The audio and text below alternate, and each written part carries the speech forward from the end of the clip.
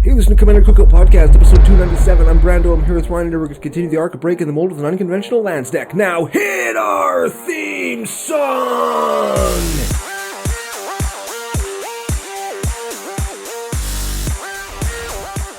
Hey, Ryan. We're back for yet another whirlwind adventure. How you doing? Good. What is going down? Whole ton is going down. We're back in studio CCO because we're both getting over some colds. We've got some people to thank, some stories to tell. We're going to continue breaking the mold with a mono green deck. But before we get to any of that, we have to thank our official business daddies, FusionGamingOnline.com, your source for all your gaming needs. Very much so. And I got an order in the mail, but I haven't opened it yet because I picked it up last night from the mailbox coming home from the pool where my kid ate all day pizza and pool water. Oh, yeah, it's a lot of pee. So he woke up Pizza last and pool night, water, yeah. puked all over the bed. Pizza, pool water, puke. PPP podcast. Yeah, it's the 3 P's of kids' birthday parties. Yeah. So, that combined with the allergies that we talked about on the pre-show, my throat, my one eyeball stuck shut. Yeah, it's going to be a good day. Yeah, that with all the dead animal smell outside. Again, see the CCO pre-show from yesterday. If you're not watching, you should be. And lots going on. That's it. Yes. So, big thanks to Fusion. CCO Spring promo code at checkout for 5% off your order. We are in spring now, I think. My patio flooded, farmers plowing their fields, lots of mud. Yeah, I've had to shower Ursula every night for the last 4 nights because she gets all mucky and wet, and you know what wet dog smells like. That's my life now. Oh. I wasn't going to say anything, but well, here we are. Yeah, she's just wet all the time. Just all wet the time. all the time. Don't maybe Google that. Don't Google that. Whatever. It's fine. It's dirty and it's not dirty at the same time. So just we've made a thing of that, eh? we have. You know what? I'm fine with that. I'm okay with this. So we're here. It's episode 297. Holy shit. Yes. And tomorrow, tune in, 298. We've got a special bonus show planned. And Friday's Top 5 in 5 is going to line right up with tomorrow's bonus show episode. They go scissor in scissor. So you have to watch both of them because they're going to be fun and great. Or like Lego. They just go together. Oh. And then you can't get them apart, and you got to buy that special wrench that Lego made so you can get the pieces apart. I never knew what that was for. I just used a butter knife. Was I ghetto or did I? No, I used the butter knife too. Oh, okay. I was also an adult. I was already a man when I realized that was for. I didn't have the Lego tool until I already had no fingernails. Exactly. It's one of those things. Oh, man. So. Just to pry on the side of the table to get the pieces. It was. Yeah. I just used a butter knife. Well, sometimes I was short. You know, I couldn't always reach the knives and. Sorry, we've got some podcasting business. Okay, we're not construction toy cookout podcast. Ooh, we are. Oh, dang it! Today's commander, I thought it started with a C, but it starts with a K. You know what? Let's read today's commander real quick, and then we'll talk about all the podcasting business. Brando's got it on his phone because he's a professional. I am the best podcaster. Kodama of the West Tree. West Tree. The West Tree. One of the 4 directions, and then we've seen it 5 times because the center tree was the hints yesterday. Yes. So Kodama of the West Tree is a 3/3 for 3 legendary creature ghost with reach. Modified creatures you control have trampled. Modified, of course, is enchanted, have a counter on them, or equipped. Yep. Of note, you can have any kind of counter and you're modified. Yes. Just throwing it out there. Correct. Oh. And whenever a modified creature you control deals combat damage to a player, search your library for basic land, put it into play, and then shuffle. Tapped. So modified creature we control have tramp ski. Whenever they deal damage, combat damage to a player, we get a land. Yes. Oh, we'll see if that's relevant in the Decktech. It probably won't be. We'll have to see. Yeah. Okay, so only time will tell. Time will tell. Stay tuned, or just if you're watching on YouTube, skip ahead to the Decktech if you're new and you don't like to listen to us. But if you're from CCO Nation and you love our endearing faces and terrible voices today. Well, stay tuned. And I would advise people to watch on YouTube this week more than any other week because we sound like shit And if you look at us, maybe You'll see that we're just par for the course. Because we look like shit, too. we'll see that we're 7s. It's fine. We're strict 7 out of 10s, Ryan. That's it. All these abs, right? All 7 of them. That's One right. 1 point out of 10 for each number of abs. Yep. Now, do we have 7 abs combined? We're going to tease. We are teases, but we're not going to take our shirts off. Yes, I think I have 3. I've got 4? That's 7. Yes. That's math. That's science. That's the basic science. Man. Math, right? Yes. So there it is. 3 and 4 is 7. Abs. 7 out of 10. Even though we're sick and sound like ass. The point is, watch us on YouTube. We work really, really hard on the content. We're investing money in content. Oh! If you're watching on YouTube, you can actually see that behind us. That's the start of the business. Which is really cool, and they work very hard, they being Tyler and Joe, to make us look good, and sometimes they're more successful than others, but I think recently they've been hitting it out of the park, and I think that you shouldn't make their hard work meaningless by just listening to the show and then not subscribing to us on YouTube, because we're working really hard for those likes, and we beg you and we threaten you, and this time I'm going to come to each and every one of your houses and beat the crap out of you if you don't click the subscribe button. Okay, I've seen it in a movie. I know it works. I know it's possible. You're all on the list. Click the button. Okay? You don't have to turn on the notifications because that shit's annoying. But you can subscribe to the channel because we work hard and we really fucking appreciate it, okay? Yeah. Well, there you go. There it is. Kickstarter update. Kickstarter update, Ryan. People are starting to get their stuff. Oh, yeah, Have you seen in the Discord and on Twitter? They're tagging us and showing off their playmats, shirts, stickers. I'm very excited about it. It's really cool. Yeah, super happy that people are getting it. If there is any issues, because we've ran into a couple, they're all resolvable.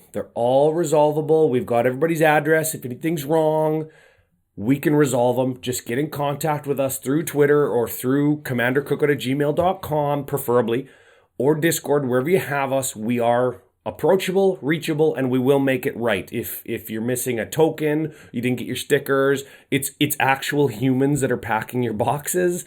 So there could be mistakes. There's hundreds of boxes that got to go out to multiple countries. Just get after us. We'll make it right. Yeah. Kickstarter has helped us procure this, which is way less cheap and more hefty than I thought it was going to be. And I set it up, and we've done some tests for just lighting and sound and gameplay footage. And we've got a new microphone thingy that holds our microphone. I don't know, it's way over there. It's too far. I can't reach it or I'd show it off. But we wanted to show everybody that the Kickstarter funds are going straight into new content that people have been asking us for, like gameplay footage, because everybody knows my crappy internet doesn't let us do a whole bunch of streaming. And gameplay footage over the last couple of years has taken off, and we want to be part of it. We want to include people. We want to have a fun show on YouTube to put out there. Yes, that is correct. That you'll subscribe to or get yelled at again. Yeah, that's exactly right. Okay, if that doesn't get you to subscribe, I don't know what will. Also, it's a camera boom hangy thing. If you're still listening to the podcast proper and not listening on YouTube, because for some reason what I said didn't get through to you, there's a mic boom arm thingy behind us. Yeah, and it's long. Like it's heftier and longer than we thought. Yes, it's and hangier. It hangs over, like it booms over the table, and it's got a weight. It does. Show them the weight. This bag. is the weight that you counterbalance it with in case your camera's too heavy, and you fill it up with sand or whatever. I was just gonna fill it up with old magic cards. In case we're using like an old VHS camera from 1998 or whatever. Can you imagine that? Dad had one of those. It's so excellent. My dad was the cool dad because he had one of those big fucking movie cameras. He had to fit a whole VHS tape into. Man, kids these days, they're not even going to know. Hey? Yeah, they have no idea. That's a real thing. I watched The Ring the other day. You can film an entire movie on this. This is a phone. Yeah, I definitely watched The Ring the other day. And for those of you who don't know what The Ring old school Ring? Yeah, with from 2004 or yeah, with whatever. The VHS tape that kills you. Yeah, I've seen that one. There's so many people that are going to watch this in the future thinking, man, this is going to be so cool. I've heard about this movie. And then they're going to see the physical object of a VHS tape. What the fuck is that? You know what? Yes and no. It's antiquated technology, But you still play Nintendo games. And people still listen to records. But that's because records have a particular sound. Yeah. And Nintendo has a particular feel and style of gameplay. Yeah. VHS tapes, I don't know. If I'm going to watch like Lord of the Rings, I'm going to watch it in 4K. I'm not going to watch it on 8 different VHS tapes. Exactly. Yeah, precisely. Like, man. Nobody pines for the day of the VHS or the music cassette. I don't think anybody really pines for those days. I don't see it. The music cassette. Right, remember those? Like those were like little tiny VHS tapes with no pictures. Yes. The functional equivalent to only listening to the podcast, not watching it. Oh, nice one.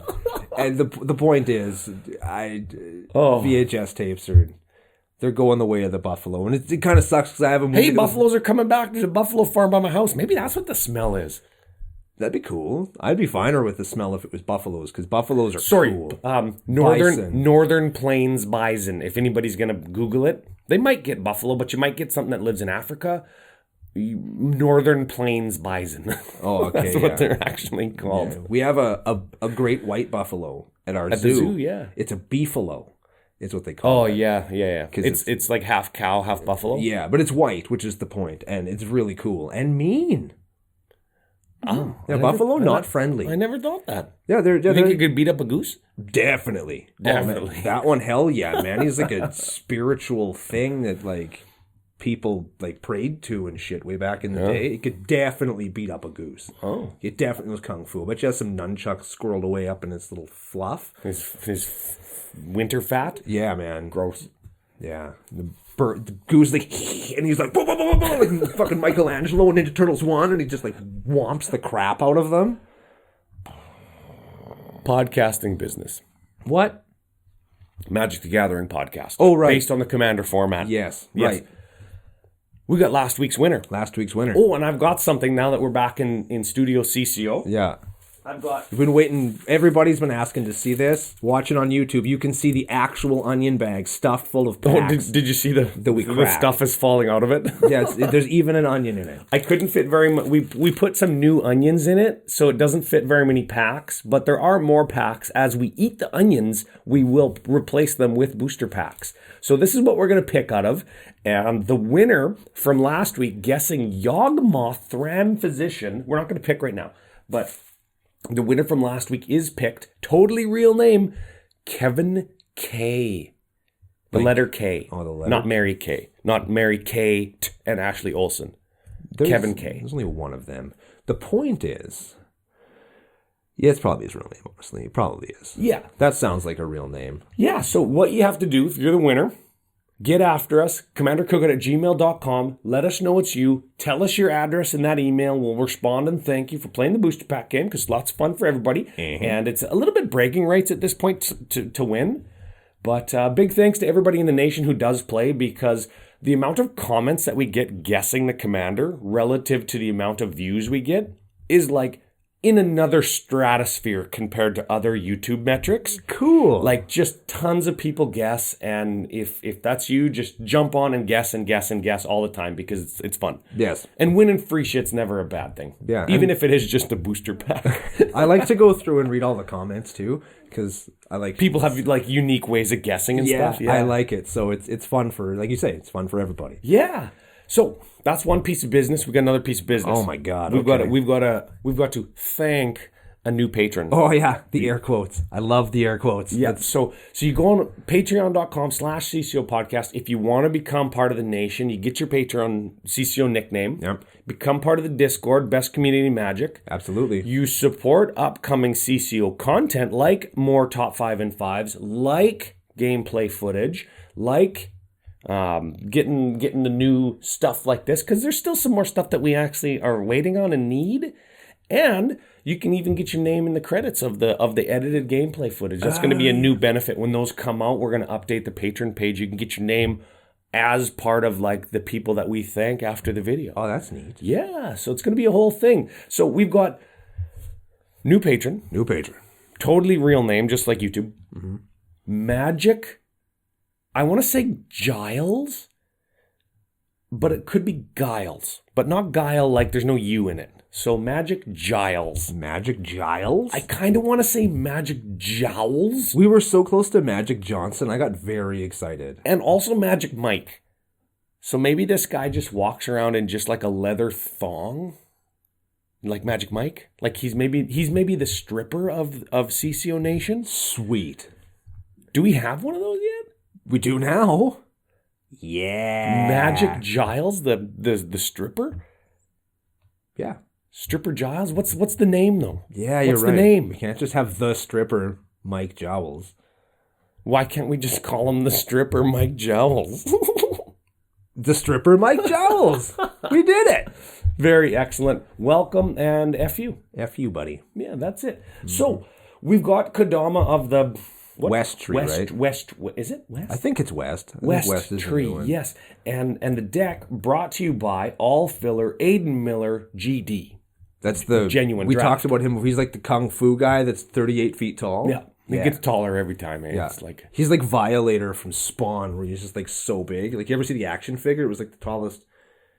I do have a Violator action figure, but he's small. I think he was the tallest, like, regular price point action figure ever for a little while. And he was like, he was like curled up in a little ball inside the package. And then when you unfolded him and made him really tall, he was like 2 feet tall or something. He was like a 24-inch action figure and an 8-inch action figures packaging. It came out right around the time the Spawn movie did. Yeah, 1997. That movie won an Oscar, didn't it? I have seen that movie.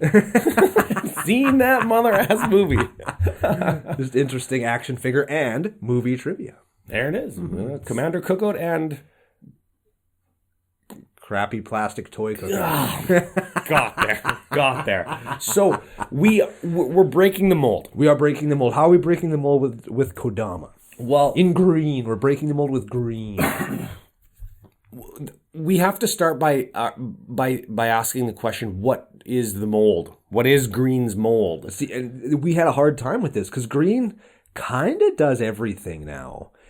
It draws cards, it combos, it beats, it slaps, it controls. It does virtually everything. It's got +1/+1 counter synergies. It ramps. I don't know if you said that. It makes big mana, right? Yeah. So the thing about all these breaking the mold decks thus far is they do what the color does. Right? The black one controlled and drew cards and killed creatures. And was an aristocrat's deck, sort of. Sort of, but it wasn't. The red one made treasures and did chaos draw and destroyed stuff. The blue one kind of comboed and controlled the board. This one does draw cards with the big card draw spells like what's the card draw spells? Rishkar's Expertise, Return of the Wild Speaker, etc. And it does ramp a lot. And it probably does beat you down like green decks do. Yeah. Well, it's got some beats in it for sure. But how we're breaking the mold is how those creatures beat you down, because those creatures are actually going to be our lands that are animated. Yeah. So why don't we lean all the way into drawing cards on big creatures that are lands? Why don't we lean all the way into getting as many lands as we can? Yeah. And if we lean all the way in that we're leaning onto our own back and think we're first, maybe that's breaking the mold. Well, I mean, if it breaks your back, it'll probably break the mold. That's just physics. Oh, man. Okay, final story before we start the deck tech. Okay, remember you were talking about ski jumping with two people going down the skis at the same time? On the same set of skis, yes. I saw Red Bull Sports where guys dirt bike race, but with a guy in their sidecar too. And then I saw another one. Why do one extreme sport when you can do two? Dude dirt biking. Okay. It's got a little trailer hitch that's pulling a water ski rope. And there's a guy water skiing behind him through the mud and through the whoops and the jumps and stuff. So there's a dirt bike and a guy water skiing behind the dirt bike. I thought of you instantly when I saw that, and it was fantastic. Excellent. So that's what we're doing today. We're doing the extreme sport of green, but we're also water skiing behind green because we're going to attack and kill you with our lands. Now, before we get to the deck, there's one thing that I want to just point out really quick. Kodama of the West Tree does say when a modified creature we control deals combat damage to a player, we get a basic land. Now, given that our lands are also our dudes, that means whenever we hit somebody with a dude, we get an additional dude. That's pretty good. Essentially. So that's important. There are other commanders that initially, when I looked at this deck, I was like, well, why aren't we using this person or this person? They're present in the deck. Why aren't they the commander? And that is why. It's because our commander in this deck makes our army essentially double the size of our army every time we attack. Well, if we swing all out and all the guys hit because they're all modified, they'll got trample, we get that many more guys. Exactly. Oh. So, pretty good. Okay. Important. So we're gonna start with wake 'em up. What did you call them? The Lanimators. The land animators. Okay. Yes. Let's start with Wake Root Elemental. Okay. Does it matter how big it does matter how big they are when they get animated, but if I just say it animates a dude, is that fine? It's probably fine, right? It's probably fine. This one I think is of particular note because there's a card that isn't present in the deck that could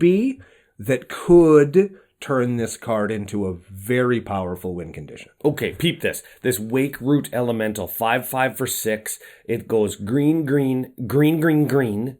Why can't they just go? Why can't they just go 5 green? Oh, because 5 green means something else. Yes. Shit. Good job, Ryan. Can they go 5x green? That still means something else. Yeah. Green, green, green, green, green. Untap target land you control. It becomes a 5/5 elemental creature with haste. It's still a land. Important to note, some of these grant haste, some don't. All the new ones grant haste because they didn't want newer players to get confused. Oh, this is the land that I just played. Oh, I guess I can't attack with it now. Exactly. They wanted to give haste to avoid any kind of confusion like that. It doesn't really matter, I guess. I'm just going to say it animates a land. It becomes a 5/5. Yeah. Important with this, if we were playing something like Growing Rights of Itlamok or, gosh forbid, a Gaia's Cradle, we could use this to untap and retap that Gaia's Cradle-like land, animating all of our land and generating infinite mana. Wait, what's the other card? Gaia's Cradle and what? Growing Rights of Itlamok. It's the one that flips over into a Gaia's Cradle. But how do you untap it? Untap target land you control. It becomes a 5/5. So you tap it for 6 or 7, untap it, tap it for 6 or 7, untap it, tap it for 6 and 7. Because it just says target land. Yeah. It doesn't say target land that is not a creature. Exactly. That's how you target, that's how Kiki Jiki combo works. You just gain control of a creature you already control. So going back to what we said earlier where green does everything, here's green doing Kiki Jiki combo. We did it. Not even Kiki. Kiki Jiki's like, come on, man. Fuck. Give me anything. Come on. Next card we have is Sylvan Awakening. Until your next turn, all your lands are 2/2s that are indestructible. That's pretty good. Yeah. With reach also. And haste. Oh, yeah. Don't care. Yeah, I don't know. We're going to attack. It's a sorcery, so why does your creatures need reach? That's I think maybe you'd cast it on your turn, then just say go, and then you can stop like somebody else's Alpha Strike. I suppose, until the end of your next turn. Yeah. Root Awakening is next. Untap all lands you control. This is a choose one with entwine. So you choose one for 5, and then you can entwine it for 3 more. So that's like 8 total. That's lots. But untap all lands you control until end of turn. Lands you control become 2/2s that are still lands. Sure. Quirion Druid. Quirion Druid, not Quirion Dryad. Quirion Druid. This is the one from Visions that isn't as good. This is a 1/2 for 3, so it's great already. Green tap. Target land becomes a 2/2 permanently. Ooh, wow. Now, of note, it doesn't say your land. Hey. So you can, in a pinch, use this to kill your opponent's land. Somebody goes Wrath of God. You go, in response, Quirion Druid, your thing. Yeah. Your Gaia's Cradle. Exactly. Yeah. Nice Sarah's Sanctum, you jerk. Yeah. Nisa Who Shakes the World. This is the forest doubler that +1s to put a +1 on your land and make it a creature. 3 +1s. 3 +1s. Oh, so it modifies them and it's everything all in one. It does everything we want to do. And then it -8s to give you an emblem to something. He probably kills your opponent. You find every forest in your deck or every land in your deck and put it into play tapped. I have lost to that emblem exactly once. I've seen that emblem happen exactly once. Although it didn't end the game because they all come into play tapped. So lol. Yeah, it's like ha. Probably the same game we're thinking of. Nisa Vital Force is next. Untap target land, it becomes a 5/5. That's great. You can -3 to return a permanent you control from your graveyard to your hand. That's like kind of like Eternal Witness, but permanent only. And -6, you get an emblem whenever a land enters the battlefield under your control, draw a card. Cool. That's pretty good. That's another good one. But we're just using it for the +1. Nature's Revolt. Oh yeah, all lands are 2/2s that are still lands. All lands. All of them. All of them. That's going to come into play in a little bit. We also have Living Lands. All forests are 1/1s that are still lands. Life and Limb. All forests are saplings that are 1/1s, and all forests are saplings. Everything. All saplings are forests, and all forests are saplings, right? Yes. Okay. That is exactly right. Kamal, Heart of Krosa. Oh, at the beginning of combat on your turn, creatures you control get +3/+3 and tramp ski until end of turn. That's kind of a win condition because it happens at the beginning of combat. Yeah, it gives you a single overrun. Sure, this is okay. You could pay green 1 until end of turn. Target land you control becomes a 1/1, and it's got pickup partner. Who cares? So it gives you an overrun and it animates your guy. Yeah, and the guy is a vigilancing, indestructible, hasting 1/1 that at the beginning of combat gets +3/+3 and trample. So it's a 4/4 trampling, vigilance, haste, indestructible for 2. Whoa, you made it sound way better than I did. We have, I think, better Kamal. OG Fister. Yeah, OG Fister of Krosa. Wow, okay, so this is a 6-drop, 4/3. You pay green, target land becomes a 1/1 until end of turn, still a land. Yeah. Cool. You could pay green 2. Creatures you control get +3/+3 and green trample till end of turn. So that's overrun. Yes. So you just pay like 10 and all your guys get +6/+6. Yes. That's pretty good. Yeah. Or if somebody Wrath of Gods, you pay 6 and turn all their lands into guys and kill them. Oh, yes. Yeah, that's a good one. That's the tricky play. Like, I probably wouldn't do that if I was maybe going to lose like in the next turn to somebody else. And like, I never... Okay, here's the thing for people who do this. And I'm not shaming anybody. I'm just offering some advice. Mm-hmm. Don't do spite plays like that. Yeah. Spite plays don't make the person being spited on feel good or welcome. And spite plays for the other 1 or 2 players still at the table just kind of make it awkward. Because, like, if you're going to die and you're going to spite somebody and the person who gets spited is left in the game, it's just awkward for that player because they're just sitting there doing nothing now and it makes their game ends essentially over, but they have to sit there. Yeah. That's just kind of a bad situation. So try not to spite play. Some people call it king making. If you're going to die, you're going to knock somebody down with you. I don't like that either. Yeah, I'm not a big fan of king making myself. But king making and spite playing kind of fit into the same category in my mind. Yeah. And in your own mind also, you have to realize that if you're Wrath of Godding and somebody kills all your land, it's probably because they have a way out. Because if you have a way out, it's not a spite play. If you have a way to turn your killing of their land into a win, then it's not necessarily a spite play. I'm okay with this. If you swing all out at whoever and your creatures are tapped and I've got a Nature's Revolt and then you go Wrath of God. I go, I'll turn all your lands into dudes. All your lands are now dead and all your creatures are tapped. Next turn I go like Nature's Revolt, all my lands are 2/2s. And I swing at you and you die. Yeah. Like that's an out. And that's not a spite play. That's not taking anybody down when you Wrath of God.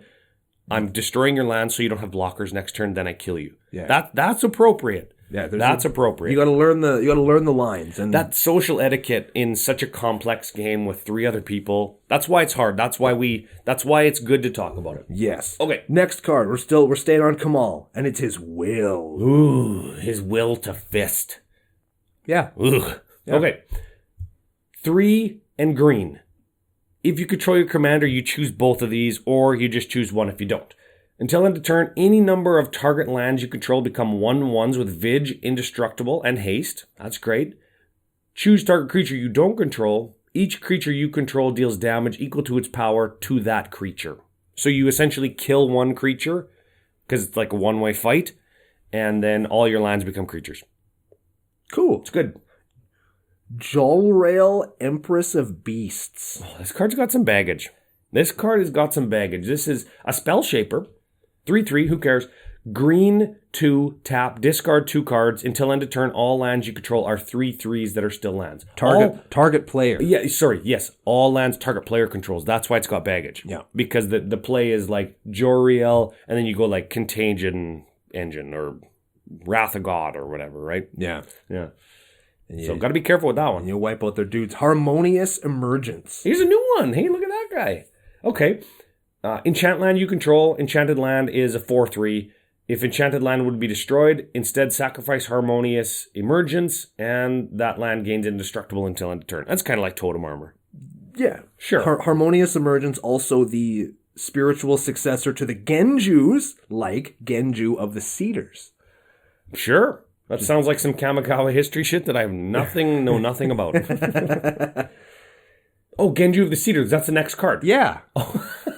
Enchant land becomes a 4/4 green spirit. Sure. And it would go into your hand if it dies. If the forest dies, you get Genju of the Cedars back. Sure. And Emergent Sequence. That searches your land, searches your library for a land. That land becomes a 0/0 blue fractal creature, and you put a +1 counter on it for each land you had enter the battlefield this turn. So it's modifying it all by itself. Neat. That's like, dude, that's really good. That's like rampant. You play your land, and then you cast like a rampant growth, and then you cast this card, and you're getting a tapped land that's actually like a 2/2. It's pretty good. I thought when I saw this card in Strixhaven, I was like, that's just rampant growth if you don't think that your land is going to die because it's a creature. That's just rampant growth. Yeah. I think that's a good card. That's a cool That's card. a sneaky card. Okay. Embodiment of Insight. Land, creatures you control have vigilance, and it's got landfall. When a land ETBs, target land you control becomes a 3/3. Neat. Neat. Druid class. Oh, land enters battlefield under your control, gain a life. You can play an additional land on level 2, and level 3 is target land you control becomes a hasty creature equal to the number of lands you control, bigliness. Yes. Does that make... I think so. I'm paraphrasing. Yes. And the last one in the Lanimators section is Awakening of Vitu-Ghazi. Oh, man. This would be a what do you call it? A saga now, right? And it would be called The Awakening of Vitu-Ghazi. Maybe. It's like the tree on Zendikar coming to life. They had sagas with this. Did they? Yeah. Oh. And this was in Ravnica.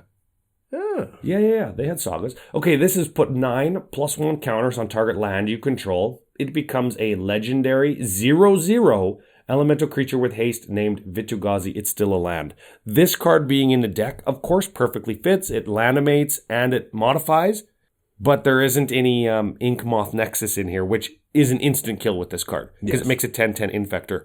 Yeah. So one of the things that we were going to suggest you include, all killer, no filler Miller, is that land. Yeah, The very Inkmoth good. Nexus. If you're going to play manlands, play fucking manlands. Yeah, that's it. So, okay, that's how we wake them up. Now, we've got the other half of kind of this thing that we're doing with land animation and modifying and finding more lands is a section called Landthems. These are land anthems, which pump our lands or put +1/+1 counters on our lands. When they're creatures. When they're creatures, and remember, when they're modified now and they hit you, we can find more lands to then animate again. Yes. So, the first one is Vastwood Fortification. This puts a +1 counter on target creature, which is like kind of crappy just to run that. But on the back side of it, it's actually a land. So you have the option of playing it as a land early game or pumping a land and giving it trample. This essentially is +1/+1 and trample. This could also be Thrive, I guess, if you wanted to do. I think is Thrive the one that's a green X, put a +1/+1 counter on X creatures. That would also be a good card. That's pretty good. Yeah, that would also not be too bad. Sylvan Advocate is next. As long as you control 6 or more lands, Sylvan Advocate and land creatures you control get +2/+2. So it's a 4/5 for 2? Hey, that sounds like Tarmogoyf. That's not too bad. That's good. Strength of the Pack. Put 2 +1 counters on each creature you control. So you animate them all, counter them up. Counter them up, and they get trampled. This is like a little tiny overrun. Neat. Roaring Earth. Roaring Earth. It's got a big green bear on it. Yeah, I like this card, actually. I do. This is another new Neon Dynasty one. It is. So whenever a land enters a battlefield under your control, that is landfall. Put a +1 counter on target creature or vehicle you control, and it has channel, which says green X, discard Roaring Earth, put X +1/+1 counter on target spirit creature. Target land, and it becomes a ghost. Oh, yes, sorry, I missed a line. X +1's on a land you control, it becomes a creature, it has haste. There you go. There you go. Retreat to Kazandu. Landfall, put a +1 on a creature, or gain 2 life. Renata called to the hunt. Ooh, power equal to your devotion to green. So, fine. It's a 2/3 natively. If you control your commander, it's a 3/3, right? Yes, 3/3 natively. Okay. Also, each other creature you control enters the battlefield, oh yes, with a +1/+1 on it. Now, I think if we had like Nature's Revolt, they would enter as creatures. Or if we had Life and Limb, they would enter as creatures, right? So they would get the +1s. Because lands you control are this thing. It's typesetting, right? It's like your land entering as a mountain when there's a blood moon. It's typesetting, so it's a mountain. Yeah. It sees that it's a mountain when it enters the battlefield. So Valakut would work. Right. I think this is the same thing. Let us know in the comments if we're wrong. Yeah, I think that is right. But yeah, it's hard to say. Okay. Primeval Protector. Oh, baby, look at this mana cost. 11? That's green 10. I love seeing double-digit cards. Double digits on cards is just great. Okay, it's a 10/10. Costs 1 less for each creature your opponents control. Okay. And when it enters the battlefield, put a +1/+1 counter on each creature each other creature you control. So here's the line. You Sure. animate all of the lands, turning them into dudes. Play this for 1. It comes into play with, let's say, 14 counters on it. Because all of your lands are creatures too. No, it puts a +1/+1 counter on each other creature you control. Oh, okay. So That's all your not as guys, good. it's like a mini overrun that's also a 10/10. I guess that's fine. Lots of, sorry, I just sniffed. Lots of mini overruns in the deck. Well, that's green. It is green. You're gonna break the mold. You gotta go with what you know. You got to run mini overruns instead of regular overruns. Nisa, Voice of Zendikar. Okay. 0/1 plant creature for a +1. -2 is +1 on each creature you control. There it is. There it is. Loyal Guardian. It's got Lieutenant, which means at the beginning of combat on your turn, if you control your commander, put a +1 counter on each creature you control. Another little mini overrun. Fractal Harness. Okay, we never played this one before. This is equipment for green 2X. When it enters the battlefield, create an XX green and blue fractal creature token, put X +1 counters on it, and attach Fractal Harness to that token. Whenever equipped creature attacks, double the number of +1 counters on it. That's pretty good. Yes, you get an XX dude that becomes 2X when it attacks, then 4X, then 8X, 16X. Correct. Yeah. Forgotten Ancient. This is a good one for this deck. Okay, so whenever a player casts a spell, you put a +1 on Forgotten Ancient. That's really good. At the beginning of your upkeep, you may move any number of +1s from Forgotten Ancient onto other creatures. Very cool. That's like a little mini overrun. Man, talking about little mini overruns, I like Fangren Firstborn. This is a cool card. Whenever Fangren Firstborn attacks, put a +1 counter on each attacking creature. It's like a little mini overrun. That would be all your lands at this point, remember. Yes. Evolution Sage. We knew we were going to be playing this guy. Landfall, proliferate. Very cool. That's like a little mini overrun. Earth Surge. Each land gets +2/+2 as long as it's a creature. I think it would be fun if it just gave lands +2/+2. Would that, because that wouldn't turn them into creatures, right? Nope. So like you just have a bunch of 2/2 lands that weren't creatures. I think it would be, it's the kind of thing where the formatting would be ridiculous. The formatting's ridiculous and it would do nothing. So people would be like, what is this?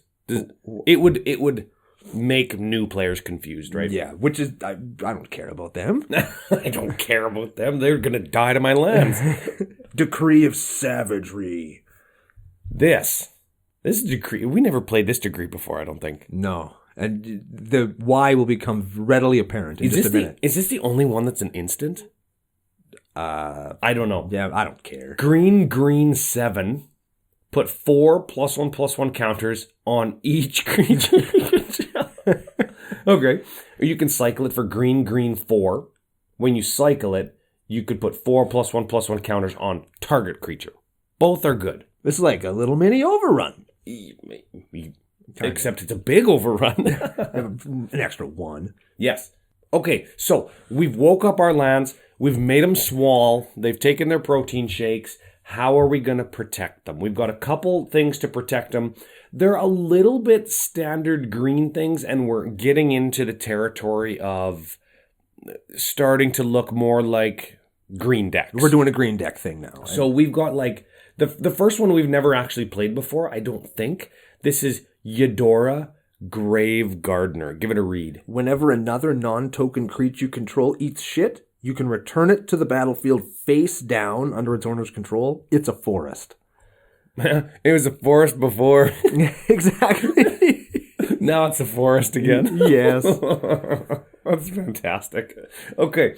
You know what else would be good in here? I'm just realizing. Is it Yamata Grove Guardian? It's an elemental green 4. All of your creatures are forests, so it turns all of your creatures into lands. Oh, that's not Yamata Grove Guardian.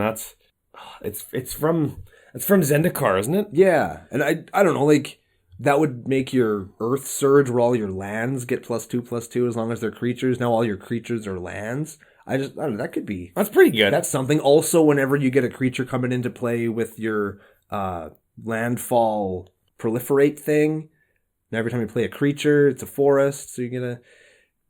I don't know, I just think that would be cool. Yeah, that's what we call synergy. Yeah, that would be neat in here. Yes. We have a splendid wreck next. That gets all your lands from graveyard to battlefield. That's a good card. That's a good card like in any deck. Kind of. Snakeskin Veil. Put a +1 counter on a creature and it gains indestructible. And hexproof. Fits right in because you're modifying, and this is like a counter spell to protect a creature. Cool. That's really good. Silk Guard. Silk Guard. Put a +1 counter on each of up to X target creatures you control, auras, equipment, and modified creatures you control gain hexproof until end of turn. This is pretty much Snakeskin Veil number 2. Yeah. Oh, it's Thrive, that card I was talking about earlier, but better. Oh. That's why we're not playing that one, because this is just better. Okay, I like just better. Darksteel Garrison. Look at this one. This is an artifact fortification. This is like an equipment, but for land. Man, why didn't they do this ever? It's just stupid. This is good. Okay. Fortified land is indestructible. It costs 2 to cast. Whenever fortified land becomes tapped, target creature gets +1/+1 until end of turn, and it fortifies for 3. Fortify is equip. That is equip, but onto a land only. That looks kind of like Kamigawa, too, in the picture. I mean, that's just me. Well, it's Mirrodin because this is Darksteel Garrison, and Darksteel exists on Mirrodin. We don't know that. There's no proof of that. That sounds fake to me. Fake news. Yep. Fake news Cookout Podcast. FNCO. The last card in the Protect section is Bear Umbra. Bear Umbra, whenever enchanted creature attacks, untap all lands you control. That's just a good-ass old card. Man, you know what would be... And it's got totem armor. That's why it's in the Protect section. It untaps all your lands. You know what else would be good in here, speaking of untapping lands? Seedborn Muse. Ooh. Because it kind of gives all your... That's an amazing bomb-ass card anyway. Mm-hmm. And now that your creatures are also lands, it's untapping all your... That's pretty good, man. Okay, let's quickly go through the removal section, and then we'll maybe jump around just like to card draw and stuff, because we're flying through this. Okay, removal. Smell Fear. This is Proliferate and then Fight. That's pretty good. It's not too bad. Yep. Ruinous Intrusion. Ooh, 4 mana removal spell? Okay. All right. Exile an artifact or enchantment. So that's worth like 1 or 2. Right. Probably 2. Put X +1 counters on a creature you control where X is the value of the permanent that you exiled. That's a good card. That's a good one. Yeah, that fits right into the deck. Return to Nature. Destroy, or exile a card from a graveyard. Crows and Grip. That's just going to get rid of something. Kenrith's Transformation. Turn something into an elk. Draw a card. Not irrelevant. Inscription of Abundance. What? We never played this, I don't think. This is an instant for green 1, and it's got kicker of green 2. So you choose one. If it was kicked, you can do any number of these instead. So you can do all of them. Yeah. Put 2+1 counters on target creature. Modified. Target player gains X life, where X is the greatest power among creatures you control, which could be like 10-10. Sure, for 1. That's pretty good. Target creature you control fights target creature you don't control. So it's removal, pump, and life gain. Neat. I like it. And the last one, we've seen this in another deck before. Probably one of the most powerful cards in this deck once you've animated your lands and made them huge, and you've animated all of your opponent's lands more specifically. Azuri's Predation. For each creature your opponents control, you create a 4/4 green beast creature token. Each of those beasts fights a different one of your opponent's creatures. So you turn all the lands into 1/1s, and then you play this, and you get a bazillion 4/4s that fight the 1/1s. You kill all their lands, you kill most of their creatures, and you have a giant face-kicking army to then win the game with. Yes. This is mass land destruction that nobody's going to actually complain about because it wins you the game. Yeah. This card wins the game in conjunction with several other cards in the deck. So very powerful card. Yeah. Costs 8. Yeah, that's why it wins the game. Yeah, very good. Now let's draw some cards, shall we? Let's draw some cards. And I mean, we can kind of go through these fast because, they're just card draw spells. Tawashi Guidebot. This is a new one. Enters the battlefield, you modify, you put a +1, and then you pay 4, draw a card, and you can only activate unless... Oh, it costs 1 less to cast if you've got a modified creature. So you're tapping it to draw a card. Very good. Snake Umbra. That is hit a guy, draw a card. Yep. Shamanic Revelation. Draw a card equal to the number of creatures you control. Correct. It also has Ferocious, where you gain 4 life for each 4 power dude you have. Sure. Seer's Sundial. Landfall, pay 2, draw a card. Rishgar's Expertise. Draw cards equal to the bigliness of your guy. Play a 5-drop. Return of the Wild Speaker. Draw cards equal to the greatest power among non-humans you control. Or Overrun. Yeah. Leyline of Abundance. What? Whenever you tap a creature for mana, you add so it's a creature mana doubler. So if your lands are creatures and you tap them for mana, it's a mana doubler. Yes. Okay, I get it. Then you pay 8, you put a +1 counter on each creature you control. That's pretty good. Yeah. Colony Heart Expedition. Landfall gets a charge or some kind of counter. Yeah. Quest counter. Quest counter. Yeah, I was going to say expedition counter, but I knew it wasn't right.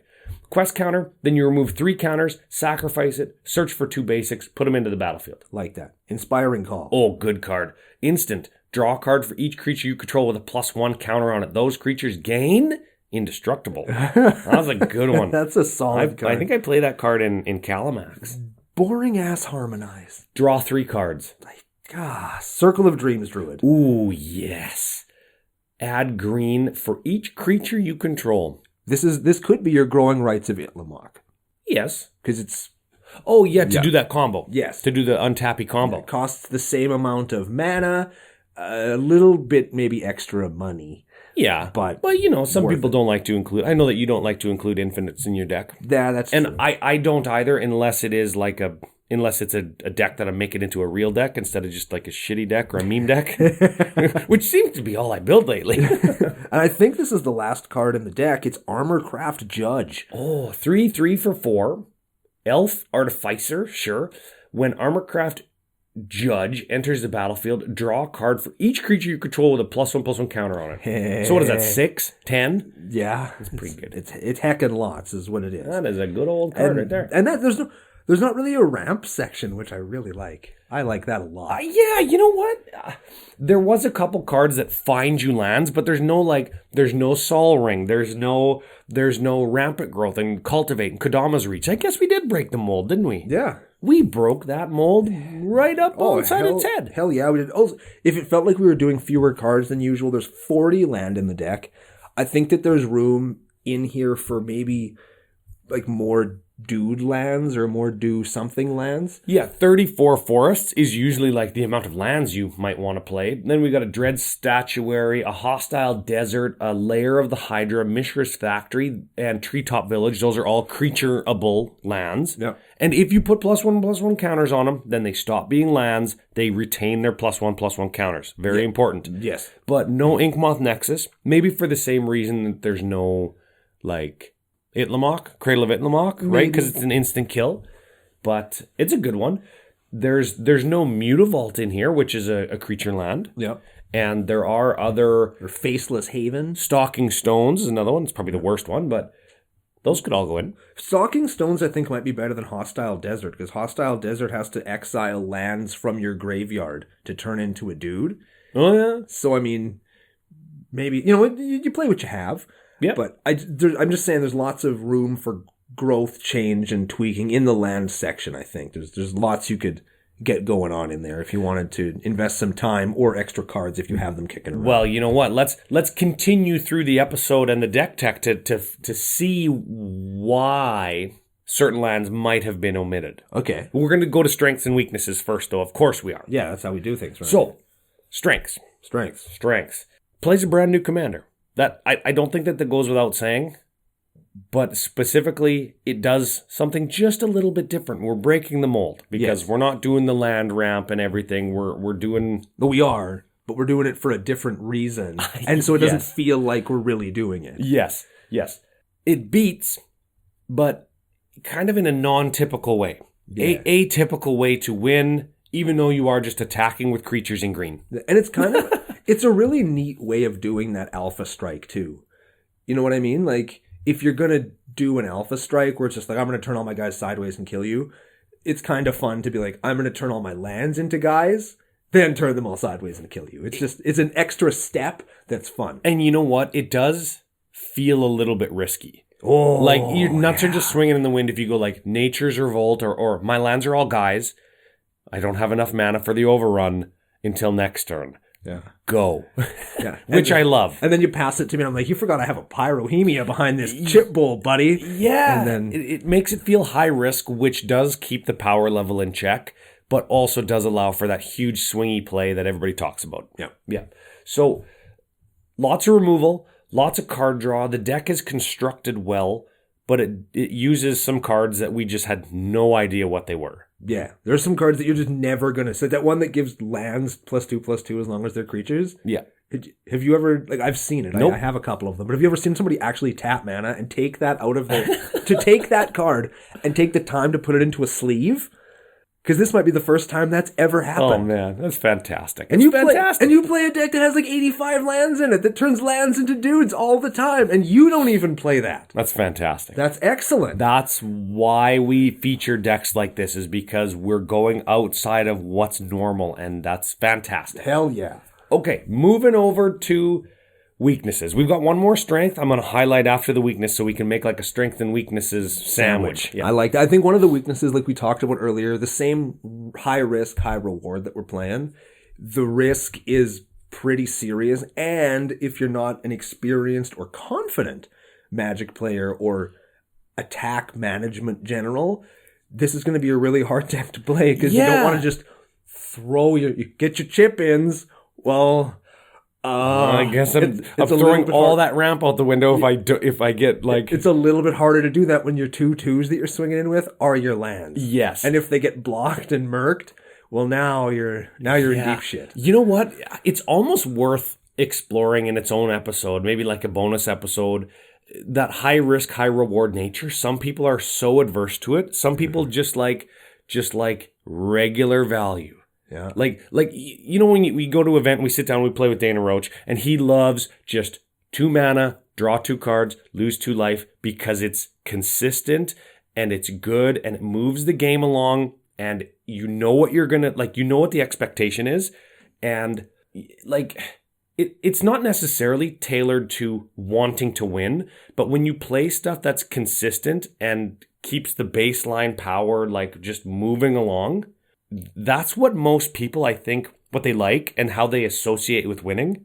And high risk, high reward to some people isn't a strength like it is to us. Yeah. But we don't give a shit if we win or not because we want to do crazy stuff. Exactly. Right? So it's like, it's not a weakness to me. But to some people, it could be. Yeah. Because, oh man, I don't want to leave my nuts in the wind with these land as creatures. I don't want to speed bag my ball sack. And I'm just going to be like, oh yeah, hey, look at that guy's land. Don't look at my nets. That's funny.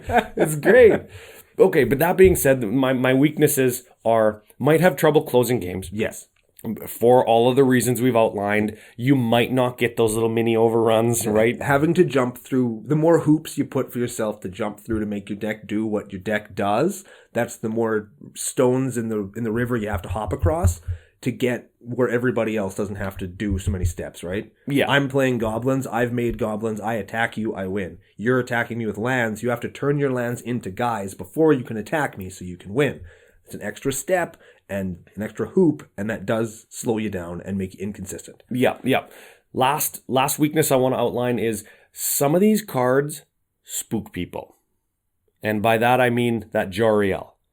You can make all my lands into creatures, or Kamal. You can make my lands into creatures. I'm going to kill Kamal. And there goes my strategy. Yeah. There goes my overrun, right? Because they think as soon as somebody casts a sweeper, and I'm not going to, because I'm playing green, as soon as somebody casts a sweeper, somebody's lands are all going to get dusted, right? So you gotta have some political skills, or you just have to flat out tell people, I'm not into destroying lands with these if anybody wraths. I'm going to use my mana to do my thing, not stop you from doing your thing. I'm an aggro deck. I'm not the control deck.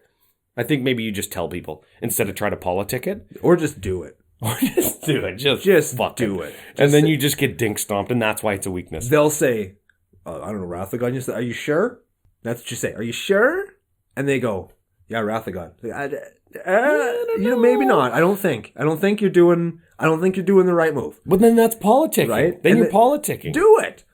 All right? Just do it. Because you know what they're going to do? They're going to kill Kamal anyway, because Kamal is a really, really, really good creature. Yes. You know what? You do it as long as you have a plan. Yeah. As long as you have a plan, because then that goes back to... Don't be a spiteful a-hole. Spite play, yeah. But if you can politic your way out of a Wrath of God...